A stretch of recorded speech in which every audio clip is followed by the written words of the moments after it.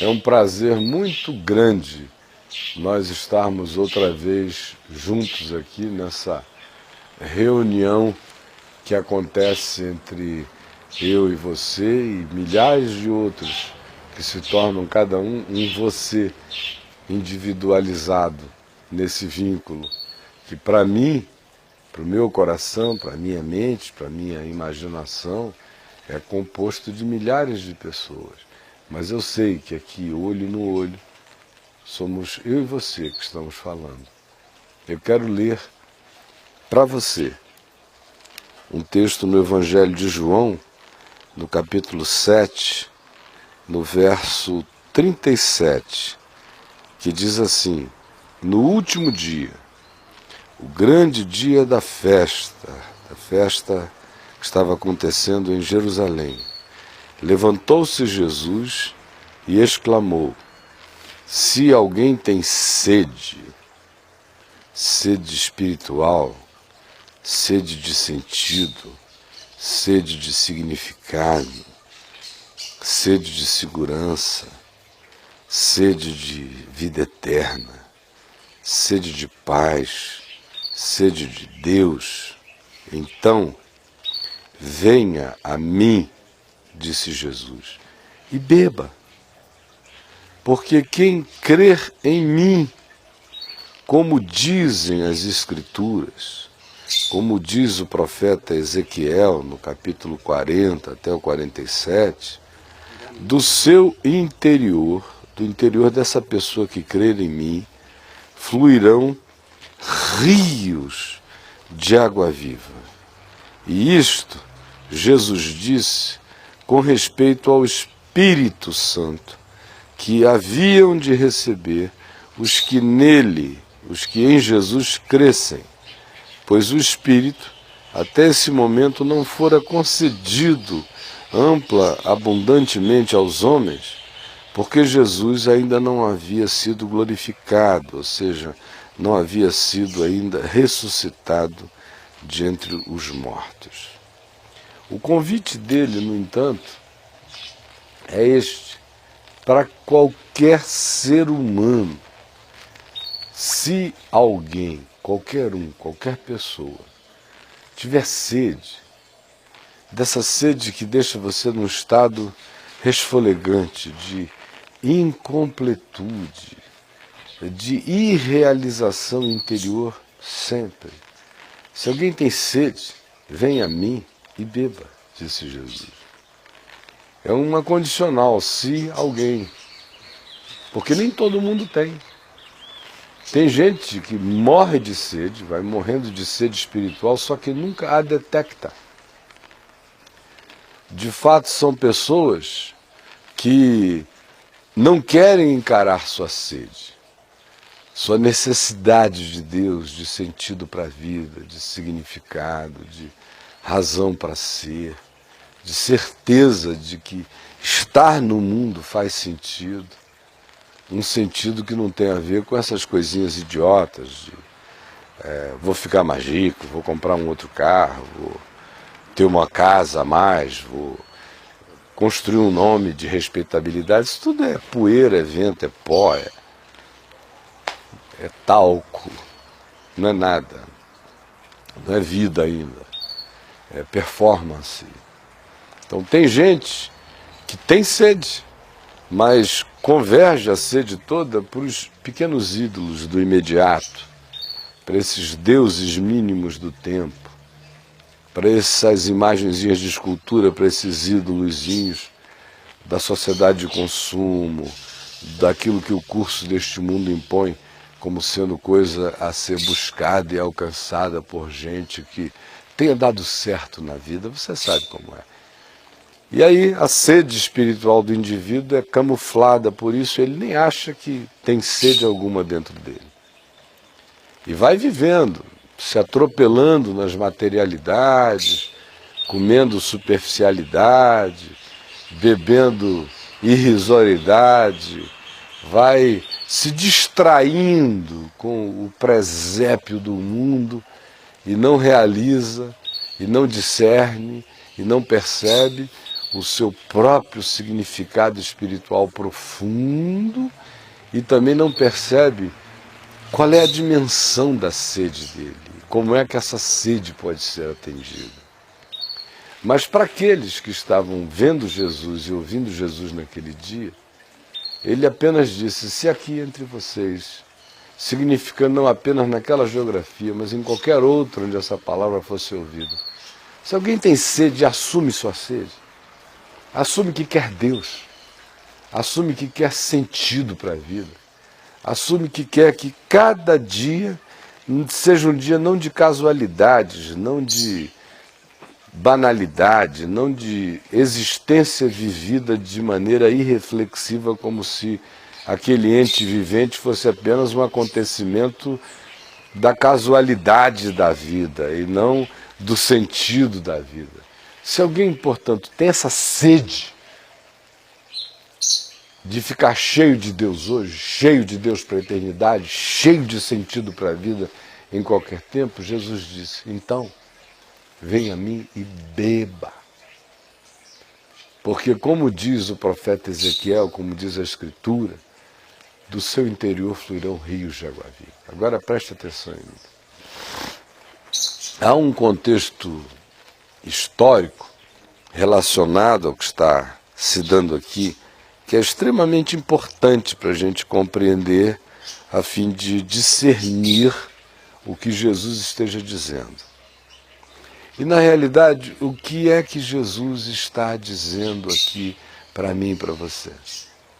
Ora, era o dia da festa dos tabernáculos, era o último dia. Jerusalém estava lotada, o templo entupido. Gente de todo o país e de várias nações à volta. Era uma festa que convergia interesses e motivações religiosas diferentes no mundo inteiro entre aqueles que haviam se tornado crentes no judaísmo e que haviam sido feitos prosélitos do judaísmo, como é a expressão normal no Novo Testamento. Essa multidão cosmopolita toda está lá, e mais o povo do país.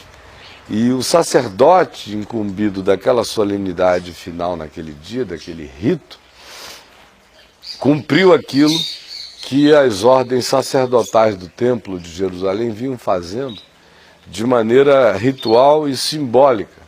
Uma criação deles, aquele rito, aquela celebração daquele tipo no último dia daquela festa. Que rito era esse? Ora, o profeta Ezequiel, no Velho Testamento, tinha dito, no capítulo 40, que surgiria em Jerusalém um templo.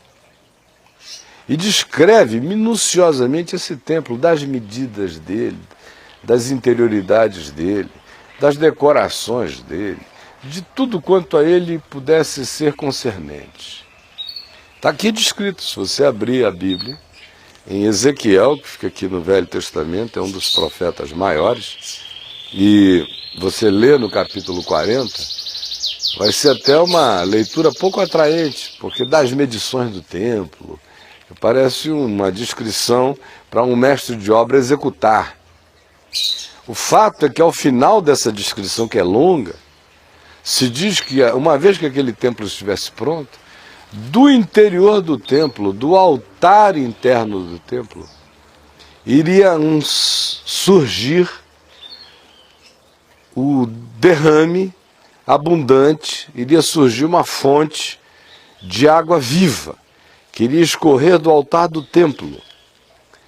Tudo natural, iria simplesmente brotar de debaixo, escorrer e alagar o templo todo e sairia descendo por Jerusalém, cairia no ribeiro de Cedron, iria descendo, margeando o caminho de Jericó, passando pelos vales todos do deserto da Judéia, descendo até a planície de Jericó, que ficaria completamente transformada como um oásis, e dali seguindo seu caminho, entrando no Rio Jordão, e as águas engorçariam o fluxo do Jordão até que o Jordão entrasse no Mar Morto, e o Mar Morto, que é morto, tornar-se-ia completamente fértil e abundante, de enxames imensos de peixe, e uma vida natural toda se constituiria no interior do Mar Morto, que é morto assim por causa da extrema salinidade, por causa de um evento cataclísmico no passado,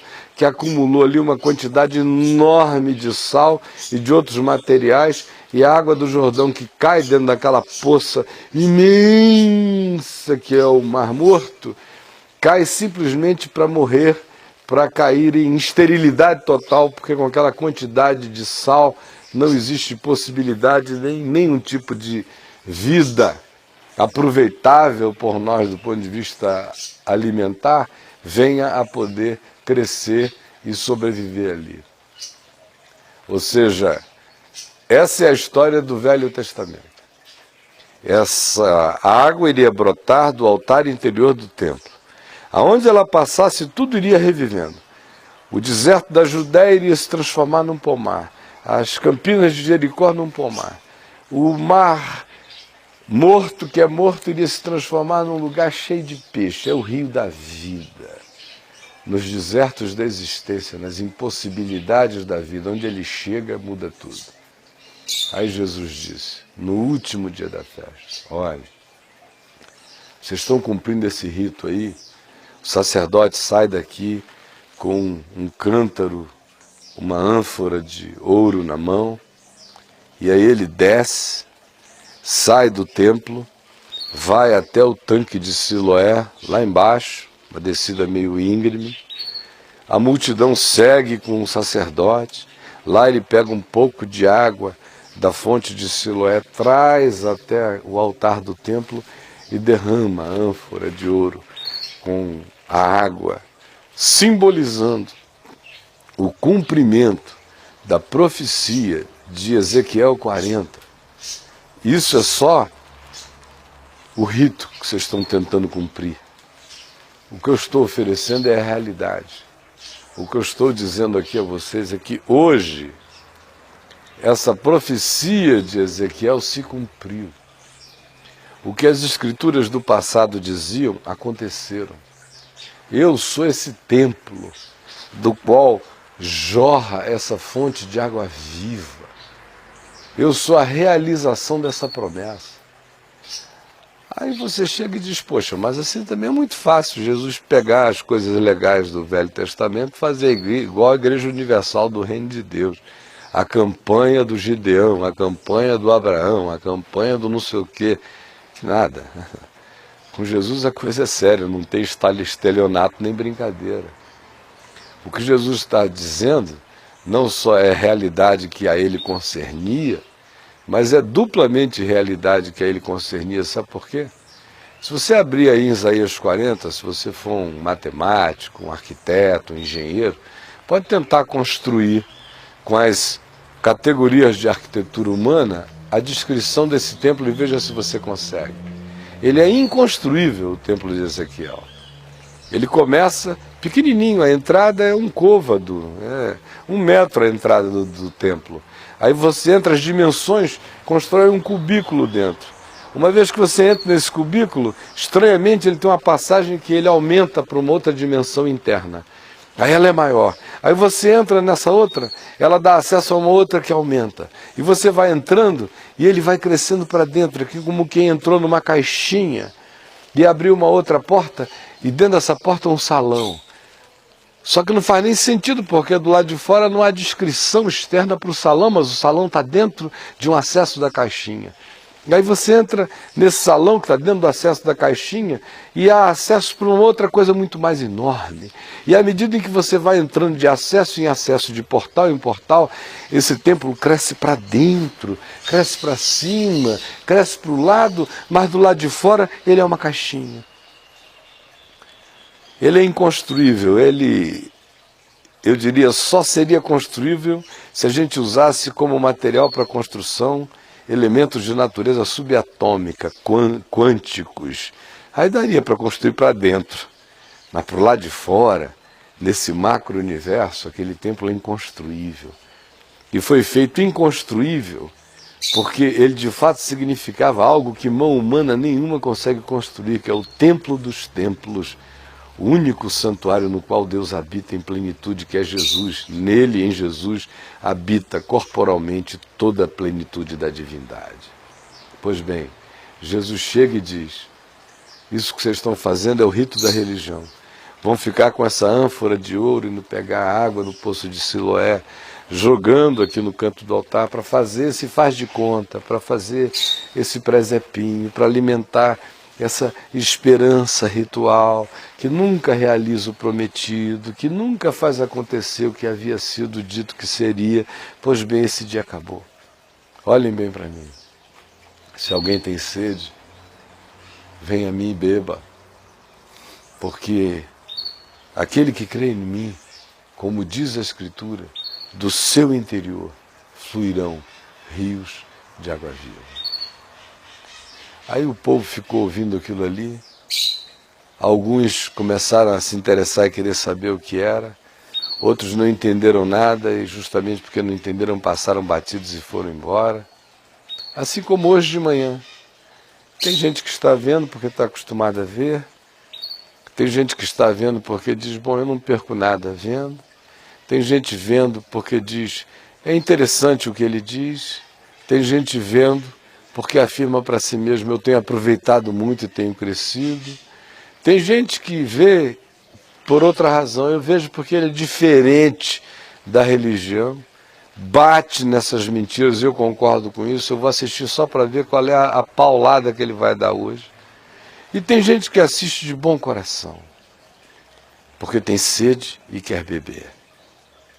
Mas no meio dos que me veem agora, eu sei a quantidade enorme de curiosos, observadores displicentes, ou apenas o pessoal que não consegue deixar de ver alguma coisa que seja diferente o suficiente para servir e alimentar as conversas dele nos papos e nos debates da vida, mas nada mais do que isso.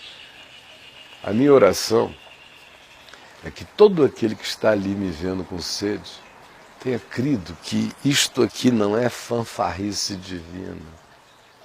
Jesus não é um canastrão falante aí, vendendo ideias irrealizáveis. Não existe nada disso nele. Ele pagou com a vida e demonstrou com a ressurreição que falava a verdade. Ele é o templo cósmico eterno. É dele que procedem essas águas que curam. É dele que procede a fonte de vida que aonde passa regenera, restaura, refaz, recompõe. Procede dele essa graça que vaza e que vai mudando cenários interiores, vai operando milagres para dentro. Ora, assim como o cumprimento dessa profecia foi subjetivo, assim como baseava-se numa construção espiritual descrita em Ezequiel 40, que não pode ser construída por mãos humanas porque cresce para dentro, é de uma natureza espiritual, no mundo observável por nós, no máximo seria uma construção de natureza quântica para poder crescer naquelas dimensões, não nas macrodimensões, nas microdimensões, para lá de dentro. Essa descrição aqui que está sendo feita, Jesus diz, eu sou o cumprimento total dela. E se vocês ficarem brincando de religião, vocês vão ficar só com esse rito, que não mata a sede de ninguém. Vocês vão voltar festa após festa, ano após ano, cumprir os mesmos ritos, andar nas mesmas profissões, voltar para casa vazios, sadios e sedentos. Religião não enche o coração de ninguém, ela dá apenas alívios psicológicos. Ela é anestésico de pequenas temporadas, de pequenos momentos, mas não resolve a questão interior de nenhum ser humano. Aí Jesus disse, olha, chega de ficar indo e vindo, fazendo um caminho para o lado de fora, essas soluções são todas internas, os milagres acontecem todo lá de dentro. Então se alguém tem sede de Deus, sede de vida, sede de eternidade, sede de paz, sede de alegria que não se alimente do engano, mas da verdade, venha a mim e beba. Coma de mim, beba de mim, sorva de mim, aproveite de mim, me incorpore, me tenha para dentro, me leve para dentro, porque aí do interior dessa pessoa que fizer essa viagem, fluirão rios de água viva eternamente, saltarão para a eternidade. Essa pessoa vai virar um chafariz vivo de mim, um chafariz de mim no mundo, chafariz meu no mundo. É assim que será, e é assim que é. E eu estou falando isso a você porque é assim que é em mim. Pelo amor de Deus, eu olho para trás, eu sou já um homem de 1000 anos de idade, considerando os prazos nos quais eu deveria morrer se eu não tivesse encontrado Jesus. Eu não sei se eu teria passado dos 19. Com 17 eu briguei, bati em tanta gente na minha cidade. Era naquele tempo um jiu-jitsu sem responsabilidade, um jiu-jitsu aplicado à cacetaria de rua. Quebrei muito o braço, botei gente em hospital, botei gente em coma, teve gente armada querendo me matar para todo lado, fugi para o Rio de Janeiro, me internei de novo na Academia Grace, fiquei pior ainda treinando de dia e de noite, briguei na rua no Rio igual um doido, com um monte de outras pessoas, cada um responda pela sua parte, eu estou falando da minha. Voltei para Manaus e me converti, com polícia querendo me matar, gente querendo me matar, inimigos querendo me matar. Eu só tinha 18 anos de idade, parecia um velho de aprontações. Tem testemunha para todo lado, para confirmar cada milímetro do que eu digo na vida. Foi tudo público, que não tem H. Eu não teria ido a lugar nenhum se eu não tivesse conhecido o manancial de águas vivas, com 18 anos e meio já, idoso de alma, não idiotado como esses meninos de 18 anos que parecem uns imbecis de 7. Eu tinha 18 com 40 anos de lombada grossa atrás de mim. E encontrei Jesus. E se eu não tivesse encontrado, eu não estaria vivo no ano seguinte. Eu estou aqui, e não foi só aquela ocasião que a minha vida foi literalmente salva, mas dezenas de outras, mas eu não teria passado dos 19, 20 anos de idade, se eu não tivesse bebido do manancial da água viva. O meu desespero era muito grande. A minha aflição por sentido, por vida, era imensa. Eu brigava tanto, eu tinha tantas mulheres toda hora, todo dia, eu me entregava tanto ao sexo, às viagens paralelas, à violência, às lutas como raiva, porque no meu coração tudo era idiota, tudo não fazia sentido, as coisas eram ocas, nada valia a pena, o mundo era uma mentira. E a melhor maneira de tratar aquela mentira era no cacete e no total desvalor pela minha própria vida, porque nada fazia sentido.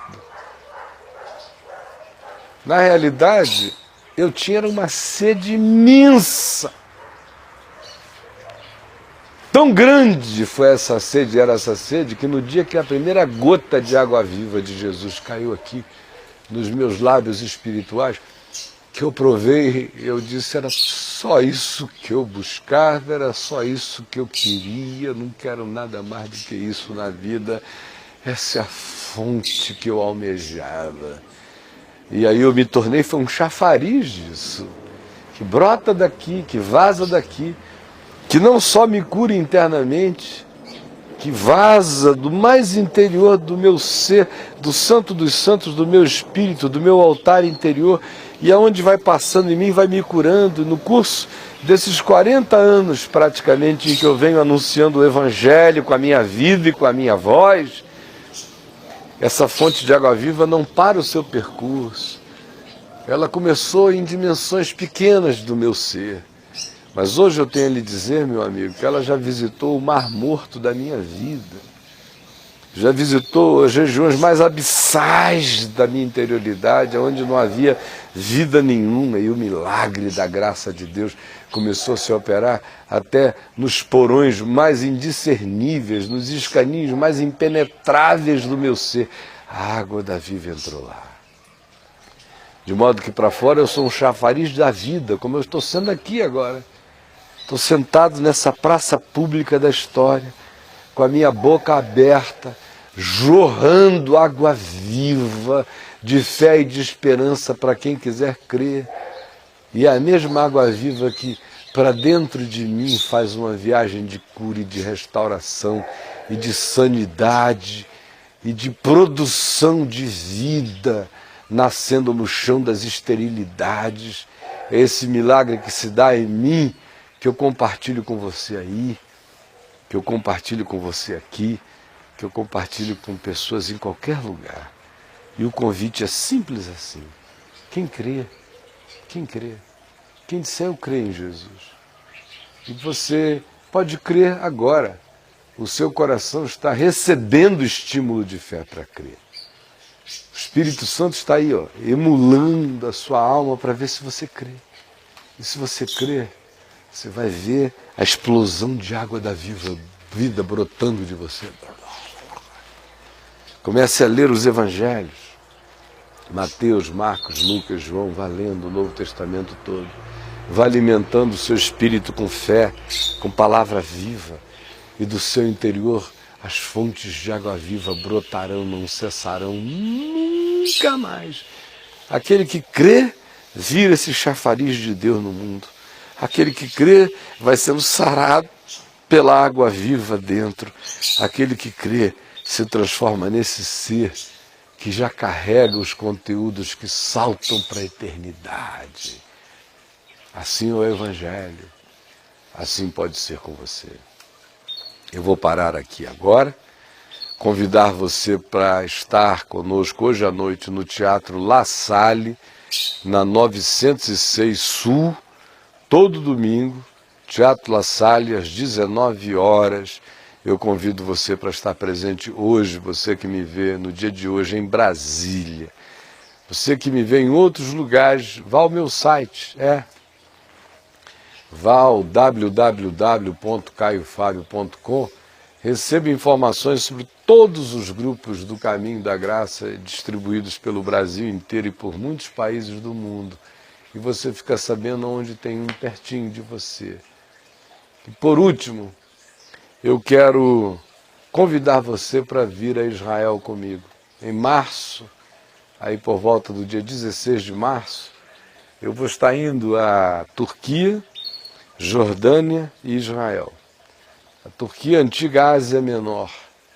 Boa parte dos mais significativos eventos da história da humanidade ocidental aconteceram na Turquia, na Ásia Menor.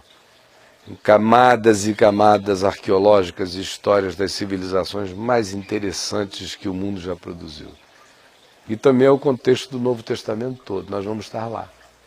Eu quero que você venha, entre no meu site, o endereço está aparecendo, lá você vai ver o blog da viagem, a informação, você abre aquele link, lê, tem um blogzinho lá, você clica, você passa para dentro dele, tem todas as informações. Eu convido você, seu marido, sua esposa, venha com a família, venha com a sua mãezinha, vai ser maravilhoso, tá bom? Então não esqueça, logo mais, Teatro La Salle, 19 horas, 906 Sul, e não deixe de visitar meu site, as informações e imagens já vêm aparecendo no curso do programa. Eu fico por aqui. Vejo você, sabe quando? Quem sabe todo dia. Se você descobrir o caminho do site da VMV TV, a gente se encontra o dia inteiro. Se não, até domingo que vem, com a graça de Deus. Tchau, tchau. Bye, bye.